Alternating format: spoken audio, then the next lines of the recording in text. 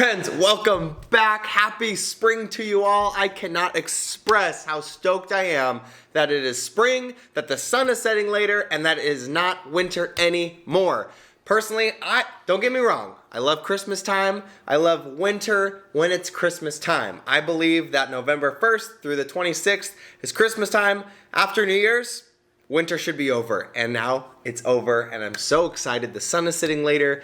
Jess and I have an engagement session this Wednesday, so in 2 days from now when you're seeing this, and if you're watching this on the first day, and we're taking you along with us. I'm excited to bring you along with that. We have some really fun things in the works here for you, for the James and Jess education side of business. We're going to take you along with us. Really fun things ahead, including a lot of things on this YouTube channel. And if you haven't yet, welcome. If you're new here, if you would hit that subscribe button and hit that like button where I'm in the comments here all the time. I would love it if you did that. And if you're new here, welcome. My name is James. My wife Jess and I have been professional wedding photographers for 10 years for myself, 15 years for my wife Jess. We've been named the #1 wedding photographers in California, and we get to travel the world photographing destination weddings and now teaching amazing business owners, photographers, and creative entrepreneurs like yourself how to thrive in business, how to make more money, how to have fun doing it, and if you want, how to travel the world while doing so. So I'm excited you're here. And with the theme of spring, I'm feeling this momentum. Things feel really good, and it had me thinking about the times where this past year in 2020, they weren't feeling that way. And as you know, as a business owner, a lot of the time owning your own business and doing the own thing relies solely on your ability to be productive. You know, there's no fallback for us. There's no safety net. There's no way out if you fail, because it's you keeping your business alive, thriving, afloat at the very least, and at the very best, absolutely thriving. And that's my goal, is to help you have a thriving business. And we all know we had those days, and we still have those days where you wake up and you're just thinking, I am not about it today. You know, I'm not moving well today. There's something going on today. And today, I want to share with you just 5 ways that I remedy that. And there's science behind a lot of these. I'm not going to go into that. These are just 5 very personal things that I do when I'm having an off day, when I'm not feeling it, if I'm slipping into kind of that like negative mindset, and I just can't seem to get the actions and momentum I need. So without any further ado, let's dive into my top 5 ways to remedy an off day, a negative day, in a funk, whatever that looks like for you. And we're going to start with number 1. Number 1 is do the smallest, most easy, and insignificant action you can possibly take. And I know this sounds super funny because you're thinking, James, what the heck are you talking about? I want to go do the big things. Like, the reason I'm feeling this way is because I can't go do those big things. And that's exactly right. Sometimes those big, daunting, overwhelming things, it gives you paralysis by analysis alone. You're looking at it in the face of this giant task, or this scary task, or this overwhelming task, and you're thinking, your mind just goes into lockdown, because your mind might be firing up all those, self-preservation chemicals of anxiety and fear and saying that's not good for you. And realistically, it is. Our minds are just trained to stop us from new and bigger things. You have to break through that. And sometimes, yes, I'm all about pulling yourself up by your bootstraps and going to do the work. But sometimes you just need a little momentum. And if you want any pull quote from today, it's this: action creates momentum. It's not the other way around. You can't just sit and slumped thinking, as soon as that momentum hits, I'm going to do all those things. It's the complete opposite. It's when you start taking those actions, big or small, momentum follows. And that's why, for me, when I remedy it, when I'm really in it and I think, man, I can't do anything, I literally think of the most insignificant, meaningless, easy task I can do. And I get up and do it. Whether that's make the bed, wash my coffee cup, not even the dishes, guys, wash my coffee cup. Maybe it's put the clothes from the washer to the dryer that were in there 3 days ago because you forgot about them. In that case, you might want to run them again. Even that, the most small, insignificant action, because what that will do is give you enough energy and momentum to go to the next action. And watch as you do this, because the more you move, the more momentum follows, which means the more actions you take, the better actions you take, and the more energy and momentum follows. So when I'm having an off day and I'm just it didn't hit right. Maybe I missed the gym in the morning, or I slept past my alarm, which I did like 4 days ago. I slept past 2 alarms. I get up, I have my coffee, and I go do the most small, seemingly insignificant task possible, because I know that will create so much momentum for the bigger things I have to do. And the second thing, number 2, the second thing that I do when I'm not feeling it is I drink a lot of water. Jess and I make a point of drinking at least a gallon of water a day. And I know this sounds super silly, and this is something that this is a 32 ounce kitchen Tupperware, like for a commercial kitchen, and it's 32 ounces, which means 4 of those is a gallon. I drink at least 4 of those a day, and I have this boba straw because I can drink it way quicker than just, you know.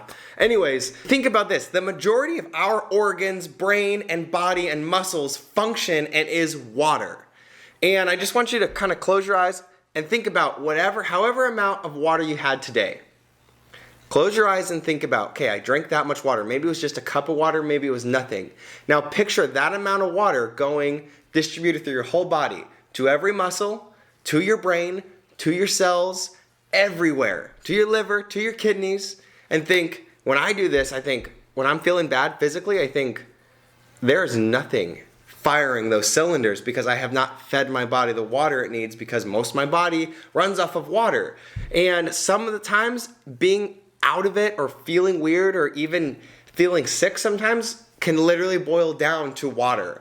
So if you're consistently fueling your body with like the most essential thing you need, water, it's shocking how much it can remedy that. So for me personally, every morning I set this next to my bed full, and before I stand up, I sit up in bed, my feet hit the ground, I slam that 32 ounces of water, so I'm already a quarter of a gallon in, and then I stand up, get my coffee, go on with the day. So go drink some water. So my challenge to you is for the next 3 days, go drink a lot of water. Go drink as much water as healthy for your body and watch how you feel. Pay attention to it, and I'd be willing to bet you're gonna feel a lot better, especially if you rarely drink water. And to take this one step further, the best explanation to date of a hangover is your brain is so dehydrated that it's actually pulling away from your skull, from your cranium.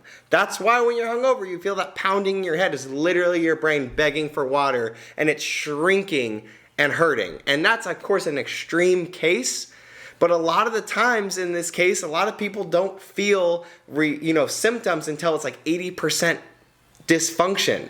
So just imagine what that can be doing behind the scenes, even if you don't feel that immediate pain. Drink some freaking water. Number 3 is sweat. Get moving. Just like doing small tasks creates momentum, actually physically moving your body does remarkable things for you. I know you might be sensing a theme here with, action creates momentum. Drink some water, fuel yourself, go sweat. That's why within the first 3 hours of my day, I go to the gym and I sweat and I work out as hard as I possibly can. Not only is it just physically healthy, but it also fills your body with endorphins, which can fuel you for the rest of the day with positive chemicals that wash through your brain and body. And it's washing out toxins in your body. So drinking water, sweating is going to help create that momentum. I love riding that endorphin high, and I also love waking up, getting my morning routine done, doing a few tasks in the morning, having an extra cup of coffee if I need to, hitting the gym and sweating, and that way I can come home, ride the rest of the day on those endorphins, feeling good, knowing that I'm taking care of my body, because that's the vessel I have that houses everything else that I get to do productive. And if I'm not taking care of that, it's going to be a lot harder to do the things in business I need to do. So 1, do a seemingly insignificant task if you just need to get going. 2, drink a lot of water. 3, go sweat. Number 4, this may be my favorite one, and I really like sweating and going to the gym and drinking water and all those things. But 4, practice gratitude and celebrate your wins. As business owners, as creative entrepreneurs, as photographers, as self-employed individuals, we are our greatest critic. I think that is true for all of humankind, especially when you're the boss about your own actions in your own business. And we get so caught up that sometimes we forget about the things we're grateful for, and maybe there are things bombarding you and it seems so overwhelming. And in those times when I say practice gratitude, I literally mean start saying verbally out loud, bringing it to the light, the things you're grateful for. Just go ham on this thing. Go as vibrant as you can off the top of your head. Start stating everything you're grateful for. I don't care what it's related to. I don't care when it happens. Start being grateful for everything. If you need a starting point, look up. If you're in your house and you have a roof over your head, start right there and then watch as momentum goes and watch as your mind and your body shift. Usually when I do this, I get goosebumps or I'll tear up because I feel so overwhelmed about the gratitude of the amazing things in my life, from the relationships to what I get to do, to the camera I'm looking at right here, to you right here I'm grateful for even watching this video, to so many more countless things. And that is powerful, and that can dig you out of so much negativity. And when I say celebrate your wins, you and I both know whenever we have a win, sometimes we're in such a track of this bigger picture thing that we don't even give ourselves time to celebrate it. That's no fun at all. And also we need to celebrate our wins, because in order to keep moving forward, you need to understand you're hitting checkpoints. So what I do is I always use this high performance planner. I think Brendan Burchard put this out a while ago. I use it every single day. And at night, I actually point in, there's no place for this, so in the notes section, I put 3 wins of the day. And before I go to bed, I write out 3 wins of the day. Sometimes they're huge. Sometimes we booked, or maybe we photographed the dream wedding. Maybe it was we finished tying the bow on a course. Maybe it's whatever it is, we finally did this, we're traveling here. Sometimes it's super small things like I finished all the emails I needed to. I had a meeting with Jess and my assistant, and we're all on the same page with administrative tasks for the week, whatever that is. The other way I do this is when Jess and I go to bed, I have my cup of water next to me, of course, and we just go minimum 3 each, 3 wins of the day. And that sometimes it's just, we're in that negative mindset, and it helps us end on a good note because we're forced to say 3 wins. Sometimes it gives us more and it kind of backfires because we're just like, it's so energized. We're like, oh, look at this and this and this one and this one. And we're just laying there stoked out of our minds. And that's a way better way to live and go to bed on than to be filled with fear, concern, anxiety, and all that bullshit that can fill our minds. Combat that with gratitude and celebrating your wins. And number 5, I call phoning a friend. Now, granted, I am an extrovert. I've tried to manipulate every personality test possible to see if I'm not an extrovert. I'm an extrovert. I'm 100% extrovert on the Enneagram, the Myers-Briggs, whatever those are, 100%. I've tried to fake it. They get me every single time. I know it. I'm 100% extrovert. However, regardless if you're an introvert or an extrovert or somewhere in between or whatever you consider yourself, we were not created to go at this life alone. And I can make a larger argument. We were not created to be business owners alone. We need humans. We need human connection. And sometimes when we just get in that slump and we're our own critic and we're just there, the greatest thing you can do is have that one friend or that circle of friends or that group text, whatever it is, and just reach out, because sometimes our head can be a scary place and thoughts can go haywire. And the most efficient thing you can do is to say those things out loud to someone, because a couple things happen. Sometimes you say them out loud and you're immediately relieved because they come to the light, and lies can't live in the light. So all those lies that were going through your head or fear, whatever it was, come to the light and they just disappear, and you and your friend just kind of laugh at it. And if there's a person in your life, if you're scared of some kind of shame with someone, get a new friend, because that is not what's supposed to be happening. I'd be willing to bet that fear is just in your head. So on those days where you're feeling stuck, like you can't get past a roadblock, maybe it is depression, maybe it's fear, maybe it's crippling anxiety, whatever that is on those off days or seasons, do me, yourself, and the rest of this world a favor and reach out to whoever that is, that person, and call them, text them, say I need to meet. I have literally, guys, I have been at a point where I've been in such a low that I couldn't even call my best friend to say I just need to get, I need help from you. I need you to lift me up. I just need to talk it out, whatever it is, that I've literally had to send a text like, I need you. Can you call me? Because I couldn't find it in myself to call that person. And the best part is you get those people in your life and they come in there for you, and all of a sudden you have people doing life beside you, because we weren't created to do this life alone, and things get easier. Whether they take part of the burden and you just feel better because there's camaraderie and they understand it, or you say things out loud and they combat that with you.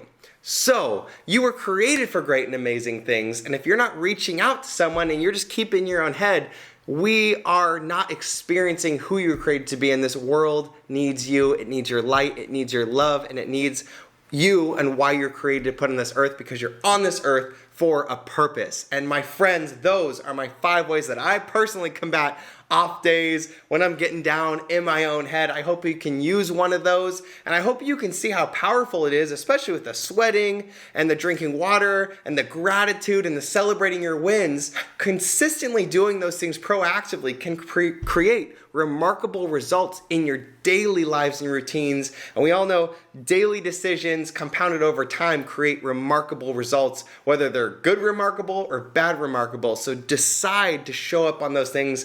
If you're just having that off day, reach out to that friend, maybe do the most seemingly insignificant task, and I know that you are capable of great and amazing things. Thank you for spending a few minutes with me on this Monday, or whatever day it is you're watching this. Until next time, have an amazing, amazing rest of your week. The next episode you're going to see on here on Wednesday, we're taking you along with us on our next engagement session so you can see inside how we photograph couples, what we do. I'm going to show you the images. We're going to edit them and show them on this channel too. So have an amazing rest of your week, and I will see you in the next episode.